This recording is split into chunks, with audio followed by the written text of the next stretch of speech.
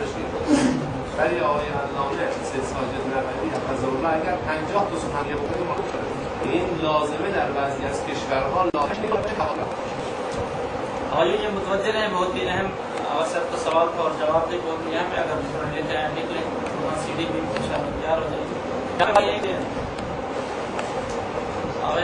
جناب حجاب احمدی آپ کے سوال کا جواب یہ دے رہے ہیں کہ جہاں تک دو مسئلے ہیں. ایک ہے حکومتی ارتباطات کا مسئلہ ہے, حکومت ایران کا حکومت پاکستان کے ساتھ رابطے کا مسئلہ ہے. ان دو کے درمیان رابط آوائی بہاؤدینی ہے. میں یہ جو سوال ہے اس کی جو مشکل ہے میں اس کو جانتا ہوں کہ اصل یہ سوال کہاں سے اٹھا. دوسرا ہے ایک پاکستان کے حوالے سے پاکستان کی عوام کے لیے جو رہبر معظم کا نمائندہ ہے وہ کون ہے؟ وہ حضرت آیت اللہ سید ساجد علی نقوی ہیں جن کی اطاعت آپ کے اوپر ضروری ہے. تو کہتے ہیں یہی مثال پہلے بھی تھی. حضرت علامہ سید ساجد علی نقوی کو رہبر کبیر جہان اسلامی حضرت امام خمینی رحمۃ اللہ علیہ اللہم صلی علی محمد و آل محمد.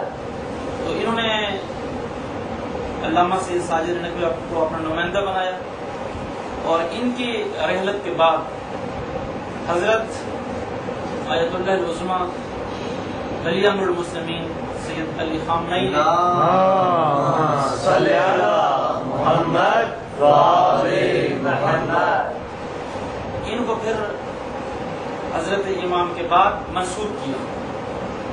دوبارہ ان کو جو ہے نا نمائندگی کا لیٹر دیا. تو لہٰذا یہ ان دونوں کی طرف سے مشترکہ طور پر قائد ملت جعفری حضرت علامہ سید ساجد نقوی نمائندہ ہیں. اس سے پہلے مثال موجود تھی شہید قائد کے زمانے میں, شہید عارف حسین حسینی جب امام خمینی کے نمائندے تھے اس زمانے میں آغا حسن طاہری بھی موجود تھے. آغا حسن طاہری خرم آبادی جو ہے وہ نمائندے تھے حکومتی ارتباطات کے لیے, اور شہید عارف حسین حسینی نمائندے تھے, وہ دونوں امام کے نمائندے تھے اس زمانے میں. شہید عارف حسین حسینی جو نمائندے تھے وہ عوام کی طرف سے نمائندے تھے, عوام کے لیے نمائندے تھے, پاکستان کی جو شیعہ عوام ان کے لیے نمائندے تھے. تو یہ دونوں نمائندے ایک ہی وقت میں شہید عارف حسین حسینی اور آیت اللہ طاہر خرم آبادی ایک ہی وقت میں دونوں نمائندے موجود تھے امام خمینی کے, اور اب بھی دونوں نمائندے موجود ہیں.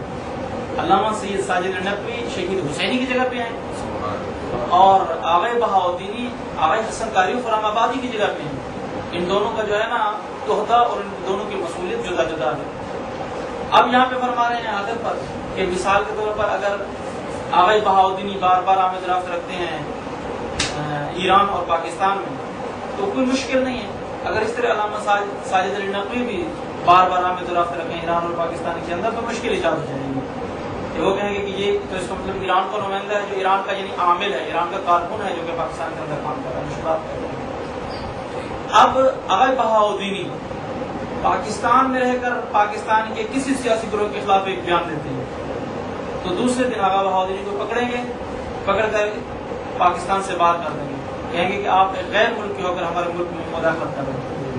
لیکن علامہ سید ساجد نقوی اگر 10 تقریریں بھی ایران کے پاکستان کے کسی اپنے سیاسی گروہ کے خلاف کرتے ہیں تو کوئی بات نہیں, وہ کہیں گے کہ یہ تو ہماری اپنی طرف سے. لہٰذا علامہ سید ساجد نقوی کی نمائندگی جو ہے وہ عوام کے لیے ہے اور وہاں پہ ان کی نمائندگی بہت ضروری ہے, آپ ان کے ساتھ کر دیں.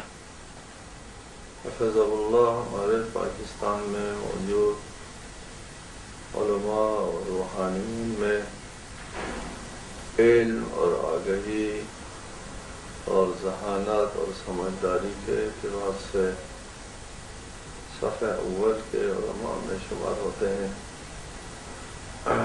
وہ نجف اشرف اور حوض علمی قم دونوں حوضوں کے تربیت یافتہ ہیں, وہ جہاں دیدہ ہیں اور وہ معاملہ فہم اور لائق ترین علماء میں سے.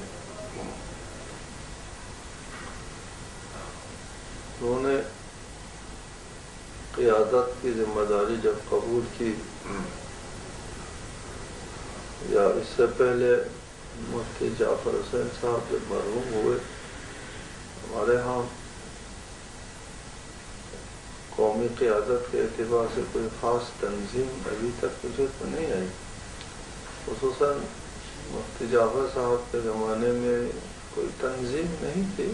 ایک قیادت کو قوم نے قبول کر لیا تھا. اس قیادت کے پاس کوئی پروگرام نہیں تھا، کوئی سیکریٹریٹ نہیں تھا، کوئی عملہ نہیں تھا، کوئی تھنک ٹینک نہیں تھا، کچھ نہیں تھا. کوئی واقعہ پیش آتا ہے تو پھر لوگ شکایت لے کے جاتے ہیں تو مفتی صاحب کہتے تھے میرے تعلقات سے مطالبات سے ہیں، یہ جو واقعات پیش آتے ہیں ان کا میں قائد نہیں.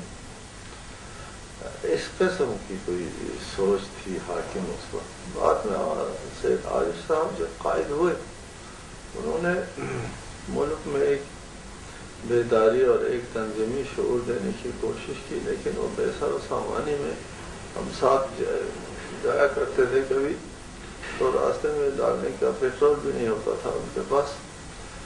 نہایت بے سر و سامانی تھی ایک اعتبار سے. دوسرے اعتبار سے سید عارف سے جب پوچھا لوگوں نے کہ آپ نے ان 2 سالوں میں کیا کام کیا تو عارف نے کہا تھا میں نے ایک کام کیا، میں نے لوگوں پر یہ ثابت کرنے کی کوشش کی یار میں بھی شیعہ ہوں. یہ ماحول تھا ہمارا، ہے اب بھی. اس ماحول میں ہمارے قائد کو، ہمارے راہبر کو اپنے قوم کے لیے یہ منوانا پڑے کہ میں بھی تمہارا ہوں. ملک میں جو کچھ حالات تشیع کے خلاف جو ہے وہ درپیش تھے تشیع کو، ان حالات کے لیے سید ساجد نے اپنے اس پلیٹ فارم سے اپنی قیادت کی ذمہ داری کو جو ہے وہ آسان طریقے سے نبھایا اور قربانی دی.